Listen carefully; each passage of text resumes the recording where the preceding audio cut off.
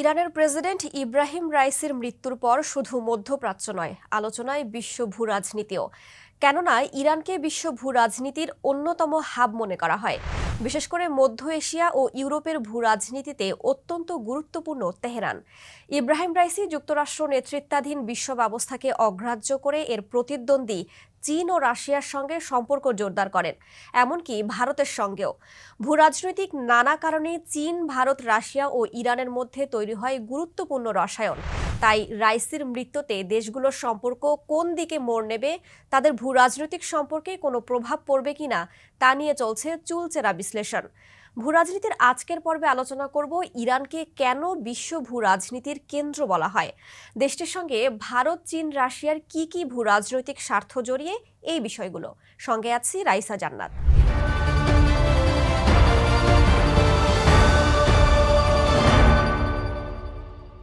ইরানের ভৌগোলিক অবস্থান একে বিশ্ব রাজনীতিতে গুরুত্বপূর্ণ করে তুলেছে। আফ্রিকা, ইউরোপ এবং এশিয়ার মধ্যকার সেতু হিসেবে কাজ করে ইরান। দক্ষিণ পশ্চিম এশিয়ায় ভূ রাজনৈতিক, ভূ অর্থনৈতিক এবং ভূ ট্রানজিট, এই তিন ক্ষেত্রেই তেহরানকে বিশ্বের অন্যতম ভৌগোলিক সংযোগস্থল হিসেবে দেখা হয়।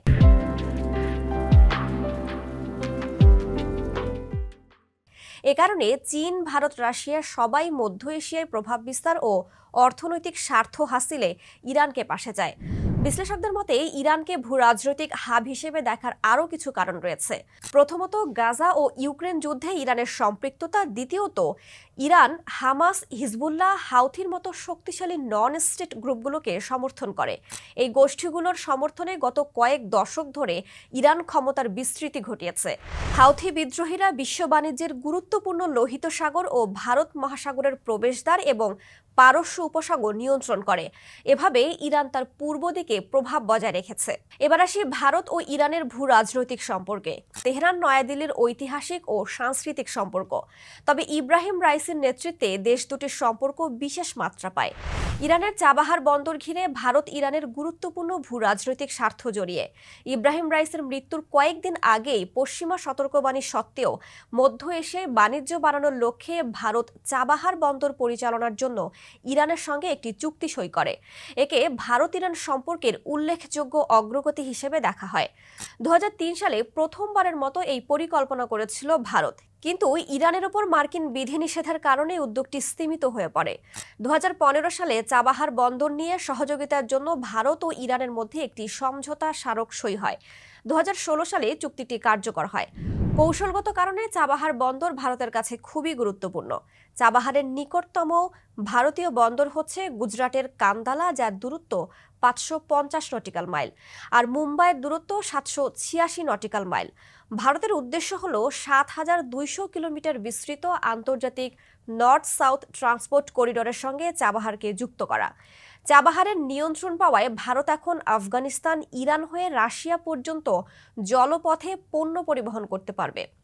পাকিস্তানকে পাশ কাটিয়ে আফগানিস্তান ও পশ্চিম এশিয়ায় পৌঁছাতে বিকল্প রাস্তা হিসেবে কাজে লাগাতে পারবে এই বন্দর। ইউরোপ এশিয়া অঞ্চলের সঙ্গে সংযোগ স্থাপনে এই বন্দর হবে মূল কেন্দ্র। বন্দরটির আরও ভূ রাজনৈতিক গুরুত্ব রয়েছে। পাকিস্তানের পশ্চিম সীমান্ত থেকে প্রায় 100 কিলোমিটার দূরে চাবাহার বন্দরের অবস্থান। পাকিস্তানের গোয়াদর বন্দর ও চীনের বেল্ট অ্যান্ড রোড মহাপ্রকল্পের সঙ্গে প্রতিযোগিতা করতে নয়াদিল্লির হাতে তুরুপের তাস হতে পারে বন্দরটি, এমনটাই মনে করছেন বিশ্লেষকরা। তাদের মতে চীনের শক্তিশালী উত্থানও ইরানের সঙ্গে ভারতের সম্পর্ক গড়ার পেছনে কাজ করেছে। চীনের সঙ্গে ভারতের দ্বন্দ্ব, অন্যদিকে ইরানের সঙ্গে ভালো সম্পর্ক চীনের। তাই বেইজিংকে প্রতিহত করতে ইরানকে হাতে রাখা ভারতের একটি কৌশল বলেও মনে করেন অনেকে। ইরানের নতুন প্রেসিডেন্টের আমলে এসব কতটুকু বাস্তবায়ন হবে, ভারতের সঙ্গে সম্পর্ক কোন দিকে মোড় নেবে, তা নিয়ে প্রশ্ন রয়েছে। যদিও রাইসের মৃত্যুতে দুই দেশের সম্পর্কে কোনো প্রভাব পড়বে না বলে মনে করছেন ভারতীয় বিশেষজ্ঞ ও খোদ ইরানও। এবার ইরান রাশিয়ার ভূ রাজনৈতিক সম্পর্কে নজর দেয়া যাক। ইরানের ইসলামী বিপ্লবের পর রাশিয়ার সঙ্গে দেশটির বিভিন্ন ক্ষেত্রে সম্পর্ক গড়ে ওঠে। ইরান ও রাশিয়াকে কাস্পিয়ান সাগরের দুই পাশে অবস্থিত দুটি গুরুত্বপূর্ণ কেন্দ্র হিসেবে দেখা হয়। মধ্য এশিয়া ও ককেশাসের ভূ রাজনৈতিক সমীকরণে অত্যন্ত গুরুত্বপূর্ণ দেশ দুটি। রাশিয়া হলো বৈশ্বিক শক্তি, অন্যদিকে ইরান আঞ্চলিক শক্তি। মধ্যপ্রাচ্যে ইরান অত্যন্ত প্রভাবশালী দেশ। তাই ইরানের সমর্থনে রাশিয়া দক্ষিণ পশ্চিম এশিয়া, মধ্য এশিয়া ও ককেশাস অঞ্চলে নিজ স্বার্থ ও প্রভাব বিস্তার করতে চায়।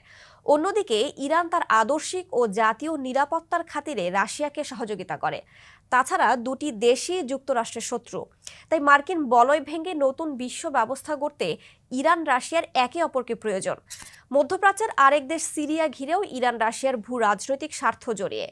সিরিয়া ইরানের কাছে তার এক্সিস অফ রেজিস্ট্যান্স বা প্রতিরোধ গোষ্ঠীগুলোর জন্য গুরুত্বপূর্ণ অংশ। এখান থেকে ইরান ইরাক থেকে লেবানন পর্যন্ত প্রভাব বিস্তার ও প্রক্সি যুদ্ধ চালিয়ে থাকে। অন্যদিকে রাশিয়া সিরিয়াকে মধ্যপ্রাচ্যে তার প্রভাব বিস্তারের এবং ভূমধ্য সাগরের প্রবেশদ্বার হিসেবে দেখে।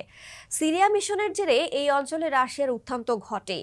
রাইসি আসার পর মস্কোর প্রভাব বেড়ে যায়। ইউক্রেন যুদ্ধ দেশ দুটিকে আরও কাছাকাছি আনে। চলমানে এই যুদ্ধে ইরান রাশিয়াকে অত্যাধুনিক ড্রোন ও ক্ষেপণাস্ত্র সহায়তা দেয়। ইরানের নতুন প্রেসিডেন্ট আসলে তা অব্যাহত থাকবে কিনা তা নিয়ে প্রশ্ন উঠছে। ভূরাজনৈতিক প্রভাব বিস্তারে চীনের বড় হাতিয়ার হলো বেল্ট অ্যান্ড রোড ইনিশিয়েটিভ বা বিআরআই প্রকল্প। ভৌগোলিকভাবে স্থল ও সমুদ্র বাণিজ্য রুটের একেবারে কেন্দ্রে ইরানের অবস্থান, তাই বিআরআই প্রকল্প বাস্তবায়নে তেহরানকে প্রয়োজন বেইজিংয়ের। তাছাড়া ইরান চীন ও মধ্য এশিয়ার শক্তিশালী সংযোগ হিসেবেও কাজ করে। আন্তর্জাতিক সম্পর্ক বিশ্লেষকদের মতে চীনের লক্ষ্যই হলো আফগানিস্তান, কাজাখস্তান, উজবেকিস্তান, তাজিকিস্তানের মতো মধ্য এশিয়ার দেশগুলোর সঙ্গে সম্পর্ক জোরদার করা। 2021 সালে ইরান মধ্য এশিয়ার দেশগুলোর সঙ্গে দুটি নতুন বাণিজ্য করিডোর চালুর ঘোষণা দেয়। প্রথমটি কিরগিজস্তান, তাজিকিস্তান, আফগানিস্তান, ইরান বা কেটিএআই রুট, দ্বিতীয়টি ইরান, আফগানিস্তান, উজবেকিস্তান করিডোর, যা চীনের বাণিজ্য ও লজিস্টিক সহযোগিতার জন্য বড় সুযোগ। তাছাড়া মালাক্কার প্রণালী দিয়ে জ্বালানি নির্ভরতা কমাতেও ইরানকে পাশে দরকার চীনের। চীন ও ইরানের মধ্যে সরাসরি রেল লিঙ্ক রয়েছে। এর মাধ্যমে সমুদ্র রুটকে পাশ কাটিয়ে জ্বালানি সরবরাহ নিশ্চিত করা চীনের জন্য অনেক সহজ। তাই এই রুটকে আরও আধুনিক এবং কার্যকরী করতে উদ্গ্রীব চীন। এদিকে ইরানেরও চীনকে ঘিরে কিছু স্বার্থ রয়েছে।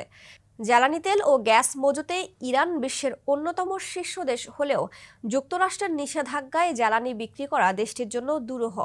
পাশাপাশি বিনিয়োগের অভাবে তেল ক্ষেত্র উন্নয়নের পথও কার্যত বন্ধ হয়ে পড়েছে। চীনা বিনিয়োগ ইরানকে এই মহাসংকট থেকে বের করে আনতে পারে বলে মনে করা হয়। ইরানের নতুন প্রেসিডেন্ট চীন, ভারত, রাশিয়ার সঙ্গে এসব ভূ রাজনৈতিক স্বার্থ রক্ষায় কতটুকু কার্যকর ভূমিকা রাখতে পারবে তাই এখন দেখার অপেক্ষা।